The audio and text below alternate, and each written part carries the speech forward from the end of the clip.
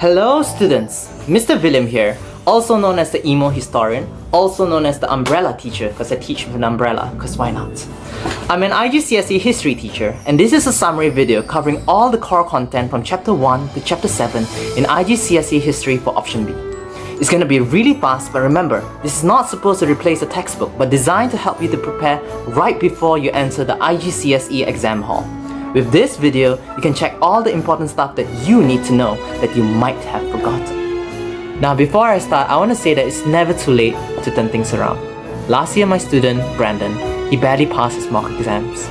But because he worked hard, with so much tenacity, he got an A star in history. So this is to tell you that it's never too late. You put in the work, especially for history, you'll get it, alright? Now, this video was supposed to be made only for my online students. But you know what? I like to help.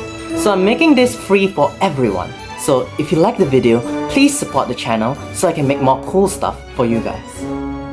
Now let's begin. Chapter 1 is about the leaders of Britain, France, and the US, also known as the Big Three, also known as the winners of the First World War, and how they punished the losers of the war with the treaties.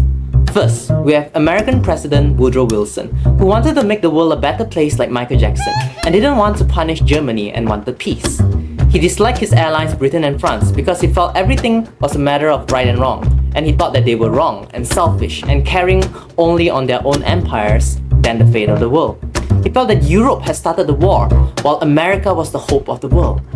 Wilson also believed in self-determination, which means that every nation should have the right to decide their own fate. But this was the total opposite of British and the French, who were imperialists with goals of controlling many nations under a single empire. So they were suspicious of all his talks of self-determination. The British and the French also wanted reparations from Germany, aka compensation for the damage caused in the war, as they had built up huge war debts and owed much money to America. So reparations was a good way to get the money to pay back. Wilson also came up with this thing called the 14 points, which was supposed to bring peace to Europe. But the other two didn't really like it, as none of the 14 points mentioned about punishing Germany, nor about reparations. Wilson also wanted to create the League of Nations, which in the end, American Congress voted against it. So although the League of Nations was created, America didn't join. French Prime Minister Clemenceau, also known as the Tiger of France, wanted to crush Germany for the devastation Germany wreaked in World War I, and wanted back Alsace-Lorraine. He also wanted to break up Germany into small states so that they could never threaten France again. British Prime Minister Lloyd George wanted something in the middle. He didn't really want to crush Germany because he knew that if Germany was too weak, France would take over. Nor did he want communism, which was spreading from Russia, to spread into Germany because it would spread everywhere else. And because of this, the Big Three opted for this thing called the Treaty of Versailles, which punished Germany with B-R-A-T. B. Blame. Germany had to accept blame for starting the war under Clause 231. R. Reparations. Germany needed to pay £6.6 billion. A. Army. Germany was limited to 100,000 men, conscriptions were banned, no more air force, and no submarines. T. Territory. Germany lost industrial lands and all its overseas colonies and had to return Alsace-Lorraine to France. Next, Chapter 2 is about the League of Nations. The League of Nations was kind of like an Avengers group but with countries, where the countries promised to unite together against an aggressive force. The League also had this thing called the Covenant, which means a promise. And the League promised that it would discourage aggression from any nations, encourage cooperation through business and trade, encourage nations to disarm, and to improve the living and working conditions of the people.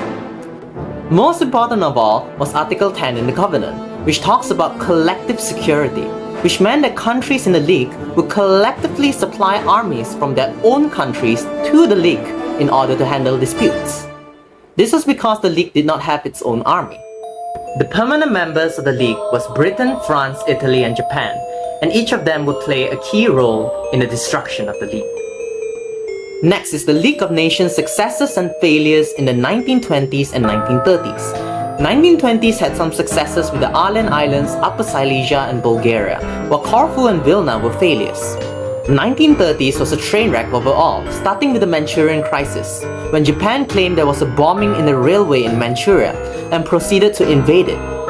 The League then took over a year to make this thing called the Leiden Report to go against Japan, but by then, Japan had decided to leave the League. Next, the World Disarmament Conference was supposed to get everyone to disarm, but by then, Hitler came in and spoiled the party by telling France to disarm. But France was not willing to, so Hitler took this as justification to rearm and left the League.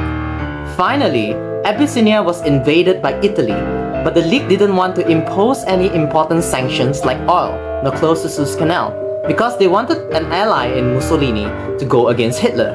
So Britain and France proceeded to make this secret Horror-Laval Pact, which promised Mussolini 2/3 of Abyssinia, but it got leaked, and thus the League's reputation was ruined, and Italy left the League. And from now on, the League became irrelevant. Japan, Germany, and Italy then went on to form the Axis. Chapter 3 is about how international peace was broken, and to do this, we have to talk about Hitler.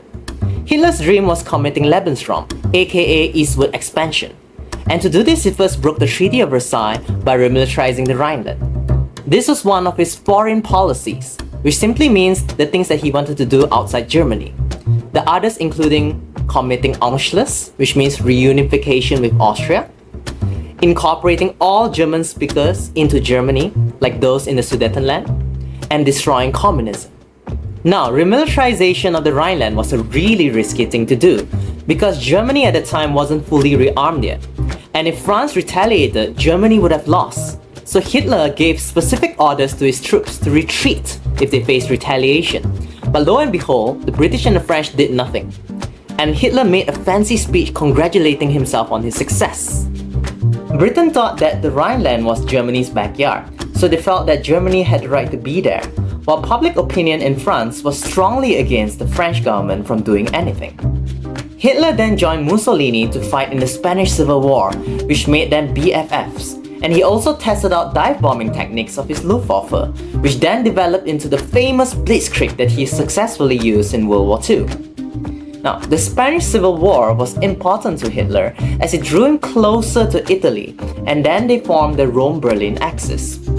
Hitler also hoped that by helping Franco in the Spanish Civil War, the fellow fascist leader would also be an ally to Germany. The Spanish Civil War was also used by Hitler as dress rehearsal for the European War. Next, Austrian Chancellor Schuschnigg was having problems with Austrian Nazis in Austria, so he asked Hitler for help. But Hitler instead scolded Schuschnigg for 2 hours straight and demanded the Nazis to be allowed to join the Austrian government and appointing Seyss-Inquart as minister.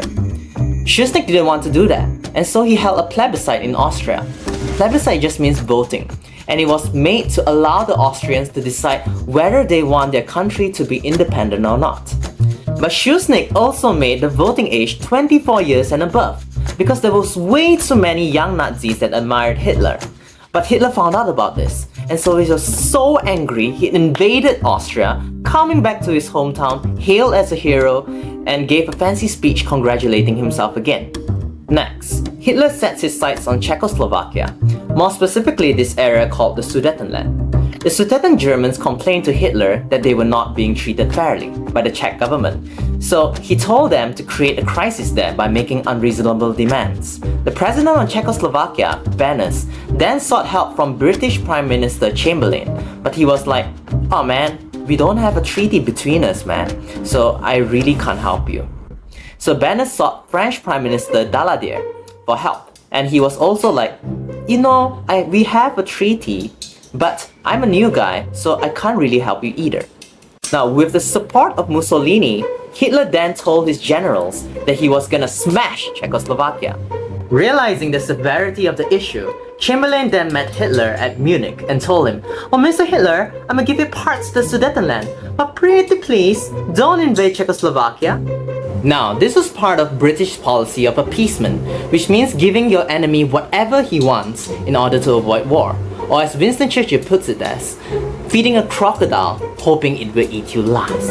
Hitler responded positively to this and told Chamberlain, "Yeah, no worries, I'm only interested in parts of the Sudetenland, and only if the Sudeten Germans really want to join us." And Chamberlain was like, wow, this Hitler guy is pretty reasonable. If I give him what he wants, I think he's gonna be satisfied. But he wasn't. Just a few days later, Chamberlain met Hitler again, and Hitler said, no, I want all of the Sudetenland. And Chamberlain was like, wait, what? And Hitler said like, you see, the Czechs, they are mistreating my Sudeten Germans, so don't you understand, I need to rescue them. And Chamberlain was like, no. And this is simply unreasonable. It's gonna lead to war. So, they both met again one last time in the final meeting, but this time with Mussolini and Daladier joining. The whole of Europe then held their breath as the leaders of Britain, Germany, France and Italy decided on the fate of Czechoslovakia. In the end, Chamberlain and Daladier supported appeasement, saying, yeah, we're cool with Germany getting the Sudetenland.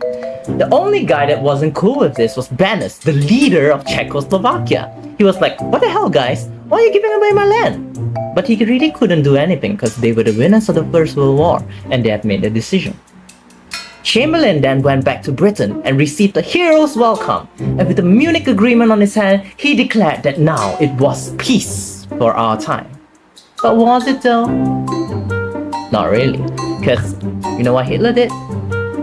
He invaded Czechoslovakia. So, was the appeasement fair? Or was it simply dumb? It's a little bit complicated. Chamberlain was an honest man and thought that the other leaders were honest as well. When he returned from Munich, he told everyone that Hitler now respected him. But in private, Hitler said that Chamberlain was a worm and they would like to kick him down the stairs. Britain was also concerned with the British Empire, more specifically the Dominions, also known as the self-governing countries that were the most powerful voices in the empire, mainly Canada, Australia, New Zealand and South Africa. All of them supported appeasement, so if Britain was going to go to war, they ain't gonna get any backup. The USA, also known as the guy that ultimately helped to win World War I, was now a sleeping superpower. They were isolationists and they were not willing to help.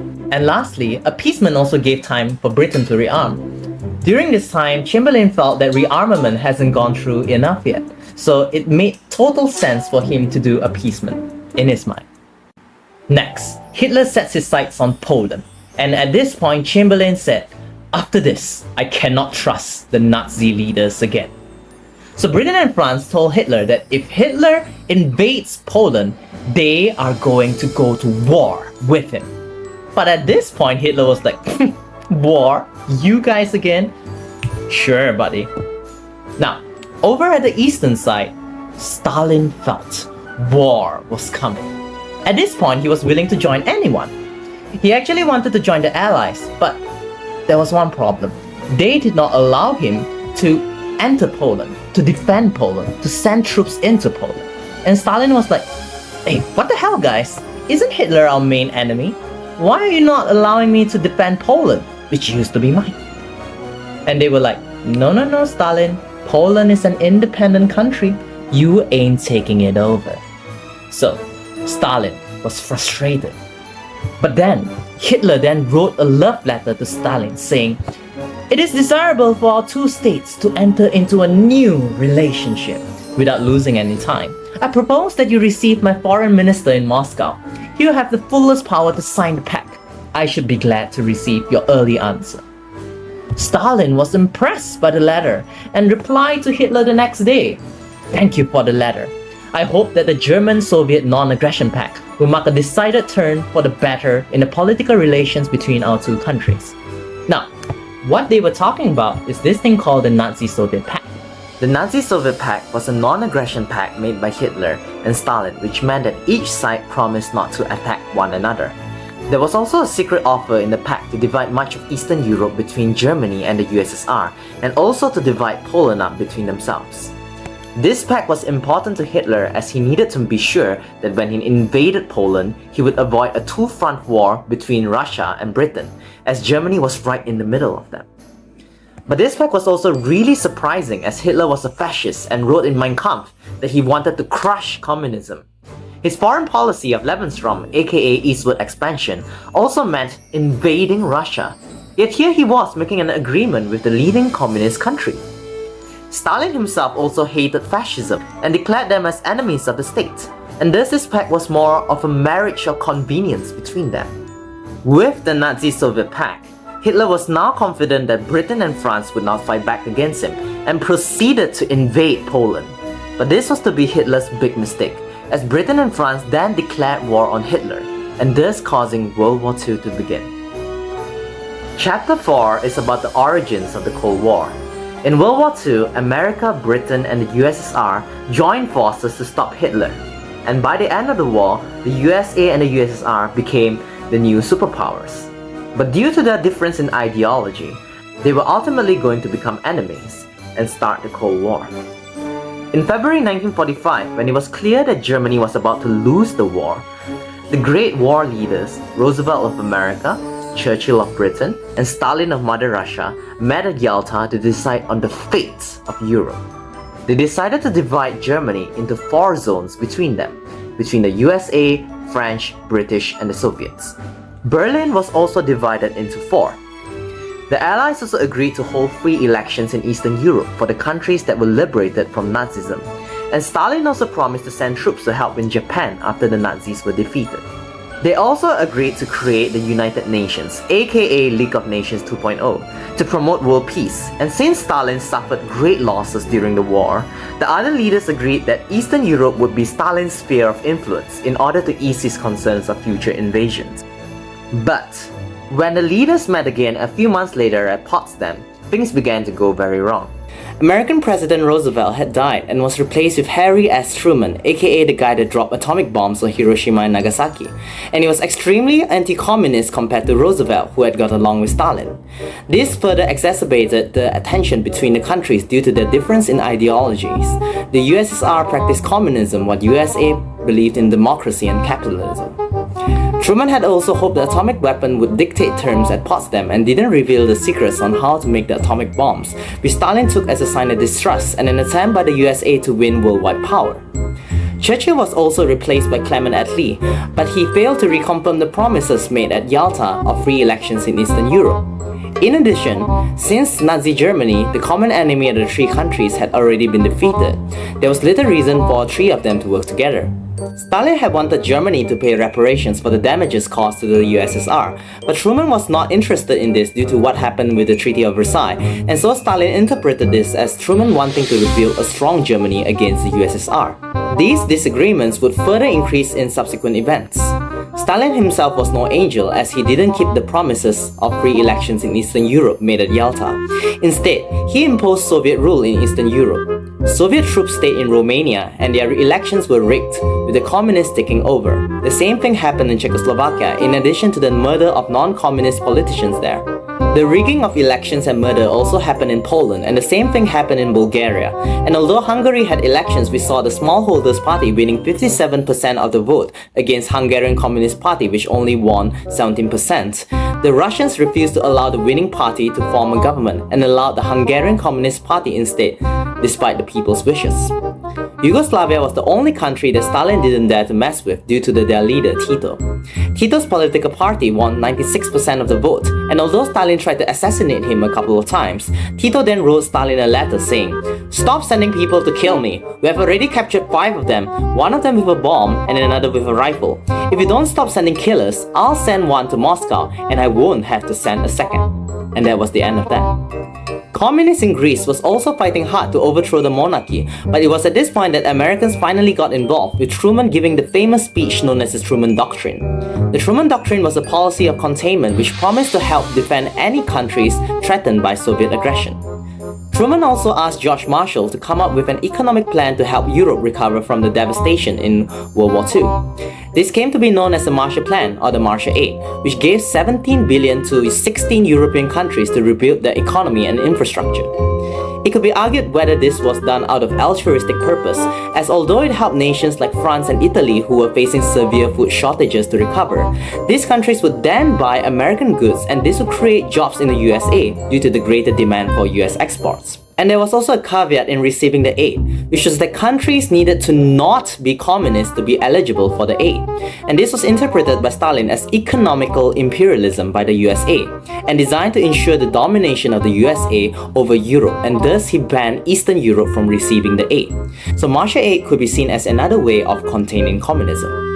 Next, USA, Britain and France combined the zones of Germany that they occupied to form a single economic zone known as Bizonia, and introduced a new currency to help Germany recover. Stalin, on the other hand, insisted in keeping his zones weak, so that Germany would not be strong enough to threaten the USSR. But then the people in Berlin, in his zone, saw the big contrast between the zones and wanted to leave.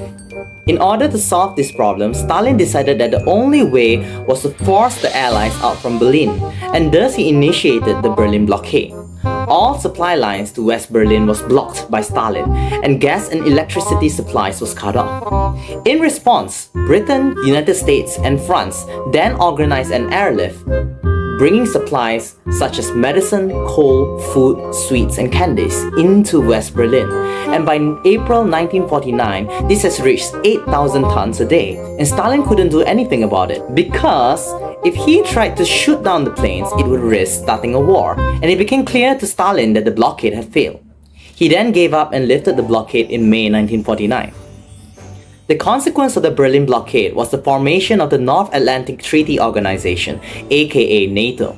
NATO was designed to stand up against communism, and member states agreed to defend each other if one of them was attacked. It also allowed the USA to have missile sites close to the Soviet border. USSR then formed the Warsaw Pact in response to NATO, where members in the pact agreed to help each other if one was attacked. And this was also a way for the Soviet Union to keep control of the military forces in communist countries. Chapter 5 is basically how well America contained communism in the Korean War, Cuban Missile Crisis, and the Vietnam War. Korea had been ruled by Japan up until to the end of World War II, where Soviets liberated the northern half and Americans the southern half. There were then bitter hostilities between the North Communist leader Kim Il-sung and President Syngman Rhee of South Korea, and this spilled into warfare when North Korea overwhelmed the South's forces.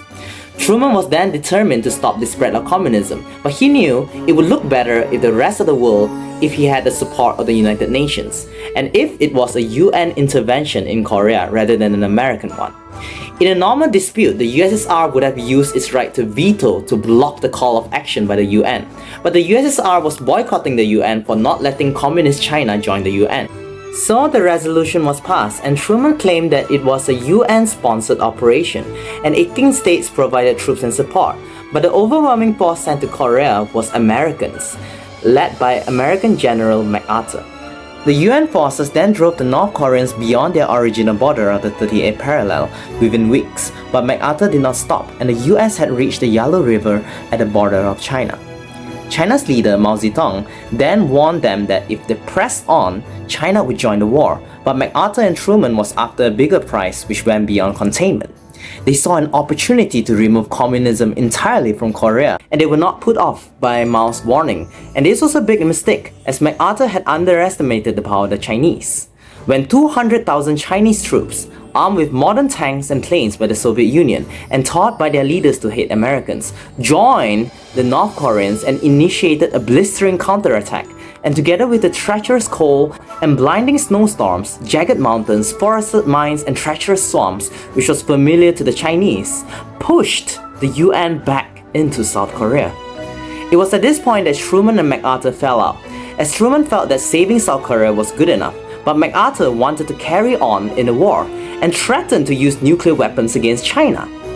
Truman then removed MacArthur from his position as commander and brought him home. The fighting ultimately reached a stalemate around the 6th parallel in 1951, and by March 1953, the Chinese and North Koreans were less confident due to the death of Stalin, and they finally signed an armistice in July 1953. Next is the Cuban Missile Crisis. In the 1950s, the USA and Cuba had a great relationship with each other due to Cuba exporting sugar exclusively to Americans. America also supported Cuba's right-wing dictator Batista. Although Cuba was making millions from this arrangement, the Cuban society was still poor, as most of the money went to Batista and his corrupt friends, and this was a step too far for socialist rebel Fidel Castro, who then initiated a campaign that ousted Batista's government in order to return Cuba to its people. Castro then nationalized all American firms in Cuba so money would be redirected back into Cuba, and with the money in hand, he spent it on healthcare and education. Some Cubans then left Cuba for America and claimed that Cuba was falling into the hands of communism. And because of this, America stopped trading with Cuba, which threatened to destroy Cuba's economy. Cuba then needed to seek a new customer for exporting sugar, and this was where the Soviet Union came into the picture. By threatening Cuba due to the fears of communism, America had directly drove Castro into befriending the USSR, despite him not defining himself as a communist. The new American president, J.F. Kennedy, knew that he had to show that he was able to stop this new communist threat in Cuba, and thus he funded the Bay of Pigs invasion, where he supplied anti-Castro exiles with arms and equipment for an invasion of Cuba. These were funded and trained by the CIA, and upon landing at the Bay of Pigs, American bombers then attacked Cuban airfields, but in 3 days they were defeated by Cuban troops and tanks. Kennedy decided against sending more air support for other exiles, and they were all captured and killed within days. This results in Castro seeking a closer relationship with the USSR, and the USSR's leader Khrushchev thinking that he could bully Kennedy because this was a big embarrassment for Kennedy. The biggest problem for Kennedy now was also the discovery of a missile base in Cuba. It was estimated that the missiles there could kill 80 million Americans. 20 more Russian ships was also moving into Cuba to supply it with more missiles. Kennedy now needed to prove that he could solve this predicament, and Kennedy's advisor, known as XCOM, gave him 5 options to choose from. Number 1. Do nothing. This was silly because the missiles will still be there. Number 2. Order a full-scale invasion of Cuba. This may also lead to war with the USSR, not a good thing. 3. Order an airstrike against the missile bases in Cuba. But what if it causes a Russian casualty? That will lead to war as well. Number 4. Ask Russia to remove the missiles. But Russia will simply say, what missiles? Number 5. Put a naval blockade on Cuba. This would stop Russian ships from sending more missiles and would at least look like Kennedy was doing something useful. Kennedy opted to blockade Cuba, but Khrushchev was determined to ignore it and continued to deliver supplies to Cuba. Khrushchev then sent Kennedy 2 letters, one stating that he would remove the missiles if Kennedy removed the blockade and promised not to invade Cuba, while the other letter stated that he would only remove the missiles in Cuba if America removed missiles from Turkey, which would threaten the Soviet Union. In the end, Kennedy decided to remove the missiles in Turkey for the removal of missiles in Cuba, but made sure to keep it secret. Next is the Vietnam War. A long time ago, Vietnam used to be under the control of France, and together with Laos and Cambodia, it was known as Indochina. But when France was defeated by Germany in World War II, Japan attempted to take over Vietnam, but was met with communist resistance by Viet Minh led by Ho Chi Minh. When Japan was defeated in World War II, they left Vietnam, but the French returned to exert control. America also supported France, funding them with $500 million a year to contain communism and to establish a non-communist South Vietnam to prevent the domino theory to happen. The domino theory was the idea where if one country falls into communism, other countries around them would follow suit. So they were worried that if Vietnam was to become communist, Laos and Cambodia would also become communists. When it was clear that the French was still losing, a peace conference was organized at Geneva, where Vietnam was divided into North and South Vietnam along the 17th parallel, with the promise of free elections. But America was afraid that communists would win the elections and prevented the elections from happening, and established the Republic of South Vietnam under the leadership of anti-communist Diem.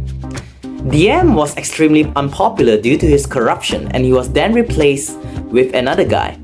But the new government was no better, and this gave rise to the support for a new communist movement known as the Viet Cong.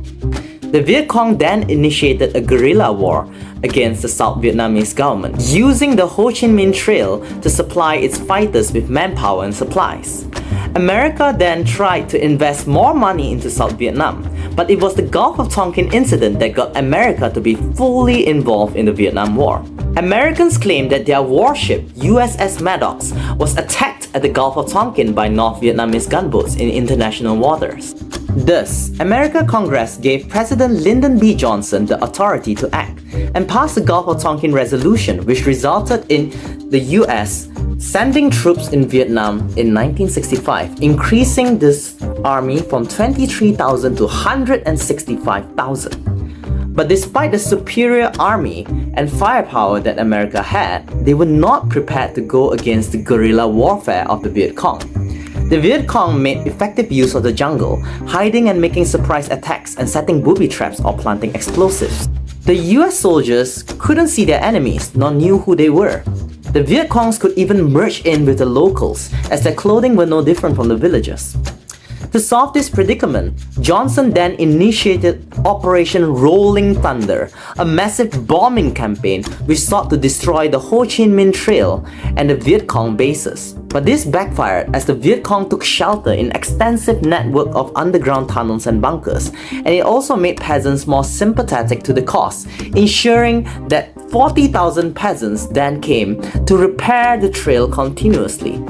The Ho Chi Minh Trail was also connected to Laos and Cambodia, and the people there were not too happy about Americans bombing their area. Americans also used Agent Orange, a highly toxic defoliant which stripped leaves of trees so they could locate the Viet Cong, and napalm, a chemical that burned everything it touched. Despite all this, the Viet Cong remained undefeated. Perhaps the biggest blow to the Americans was the Tet Offensive, a surprise attack by the Viet Cong which took Americans completely by surprise, and although the Viet Cong were not successful, the US government was not able to persuade the American people that it was a major defeat for the North Vietnamese, as there was also high casualties among the US. And extensive TV coverage showed them that it was wrong to support the war and that this war was totally unwinnable. This was also the first time America got to see all the horrific acts that happen in war. They saw the barbaric nature of American attacks, such as the My Lai massacre. Coverage showed children being burned by napalm and people in villages massacred. Sickened by these atrocities, they began to protest against the war. With nearly 500,000 troops in Vietnam, America was also spending between 20 to 30 billion a year, and Life magazine calculated it cost 400,000 for each Viet Cong guerrilla killed.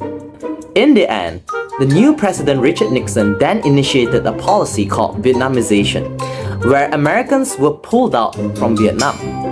Although a peace agreement was then signed between North and South Vietnam, the communists later invaded the South and captured the capital within 5 months. The domino theory was then fulfilled, as later Laos and Cambodia also became communist. So, how well did America do in containing communism in Korea, Cuba, and Vietnam? In terms of containment, the Korean War could be seen as a success, with South Korea remaining out of communist hands, though it could also be said that it was a failure as North Korea also remained communist. The Cuban Missile Crisis on the one hand was also a success, as Kennedy succeeded in removing missiles from Cuba and avoiding a nuclear war, but at the cost of losing missiles in Turkey, and Cuba also remained communist. The Vietnam War, however, was a total failure for containment. Finally, Chapter 6 is about the collapse of communism. This chapter can be broken down into the Hungarian and Czechoslovakian uprisings, Solidarity, the fall of Berlin Wall, and Gorbachev. The Iron Curtain, as it became to be known, separated Europe into two sides, with one the democratic Western side and the Eastern Soviet-controlled side. The Iron Curtain was also known as the countries that signed the Warsaw Pact. In World War II, Hungary was on the losing side, joining the Axis powers fighting with Nazi Germany against Soviet Union, forming part of the attack in Germany's invasion of Russia. After World War II, Soviet imposed communist control on Hungary, installing the Communist Hungarian Party with the tyrannical leader known as Rákosi, who used the secret police known as the AVH to suppress freedom of speech and executing and imprisoning dissenters. Hungary was also really poor and needed rebuilding after years of bombing and damage, But most of the food produced, as well as the industrial goods, were all sent to Russia. And as such, the standard of living in Hungary was really low for ordinary people. In 1956, things reached a boiling point, and the Hungarians thought that the change might occur with the death of Stalin in 1953, and de-Stalinization was spreading in Hungary. Thus, discontent was growing, and Rákosi wanted to arrest 400 dissenters. But the new USSR leader, Khrushchev, wouldn't let him and instead asked him to retire for health reasons. On 23rd October, students in Budapest then demanded an end to Soviet rule, and a 30-foot statue of Stalin was toppled by the protesters. The very next day, on the 24th, Russian troops and tanks were sent in to stop the protests. But the Hungarian Communist Party then appointed a new prime minister, Imre Nagy, and he asked Khrushchev to remove Russian troops. Things seemed to be under control, and for 4 days from 29 October to 3rd November, the new Hungarian government then introduced democracy, freedom of speech, and freedom of religion, and the cardinal was also released from prison. Initially, Khrushchev had agreed to the demands of Nagy to remove troops, but when Nagy announced that he wanted Hungary to leave the Warsaw Pact, this was a step too far for the USSR, who feared that they would lose an important buffer zone against the West. Thus, on 4th November, 1,000 Russian tanks moved into Budapest, and for the next 2 weeks, ordinary Hungarians, even children, fought against the Soviet army, but faced a crushing defeat in the end. The West did not come to aid for Hungary, as Britain and France were involved with the Suez Crisis in Egypt, and the USA was unwilling to go to war against the USSR in their own sphere of influence there. 200,000 Hungarians had fled to escape, while 35,000 were arrested and 300 executed. The new leader of Hungary, János Kadar, promised Nagy and his followers that they would be allowed to leave the country safely. But then they were kidnapped, tried, and eventually executed for treason.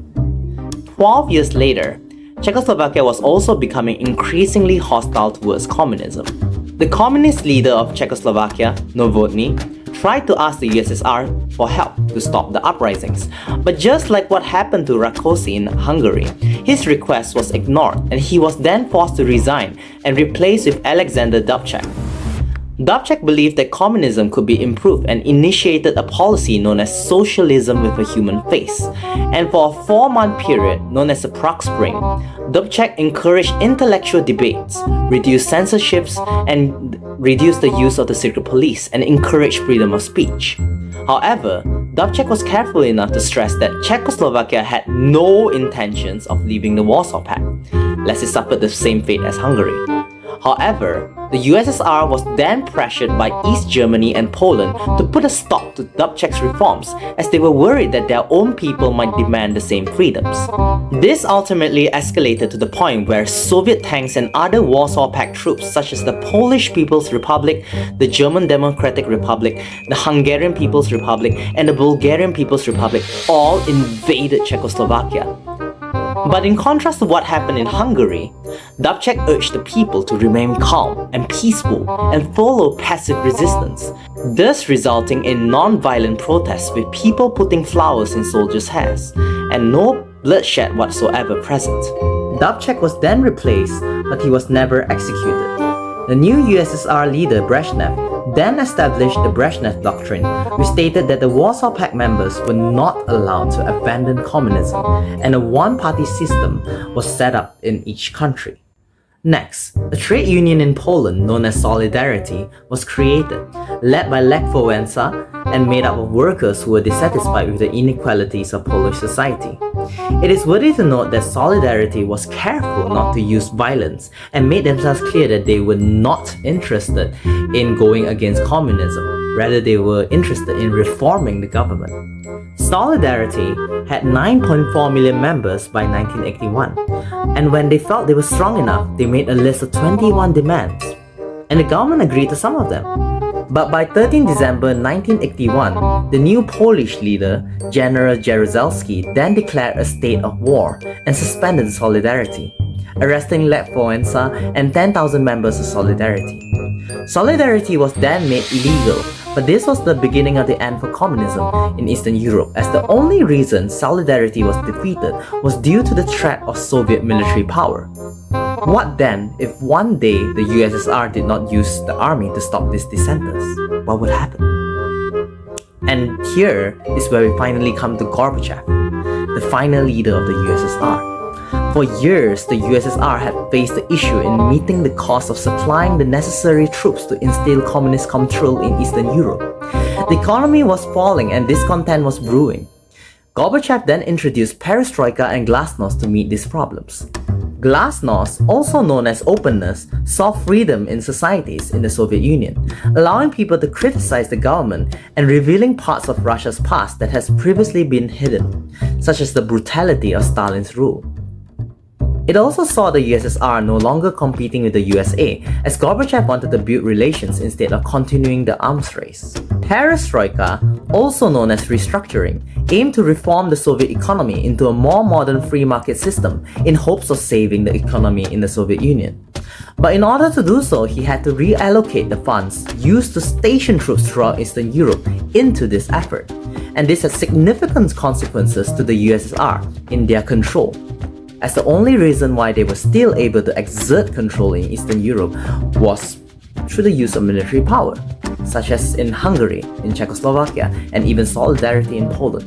Gorbachev's reforms also saw the Solidarity prisoners being released and allowed to go into elections, where they won 99% of the seats in Poland's Senate. Lech Wałęsa then became the first non-communist leader in World War II, and became an example to the rest of Eastern Europe. Mass emigration was also happening in Eastern Europe due to open borders, and when the government tried to repress this, Gorbachev then visited Eastern Germany and stressed that he would not use troops to stop the change.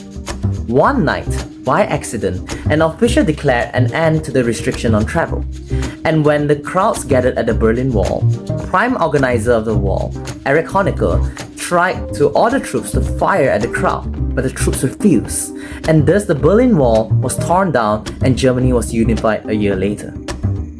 Between the spring of 1989 and the spring of 1991, every communist country in Eastern Europe held democratic elections for the first time in years, and by 25th December 1991, Gorbachev finally announced the end of the Soviet Union. And that is all for core content in history for chapter 1 to chapter 6. You can go to the timestamps again and try to find the parts where you need to do more revision on. Just go into the video, play it again to just make sure that you remember all the points that are important. Alright? I hope this video helps you, and I'm sure you do great. Good luck guys, you do great.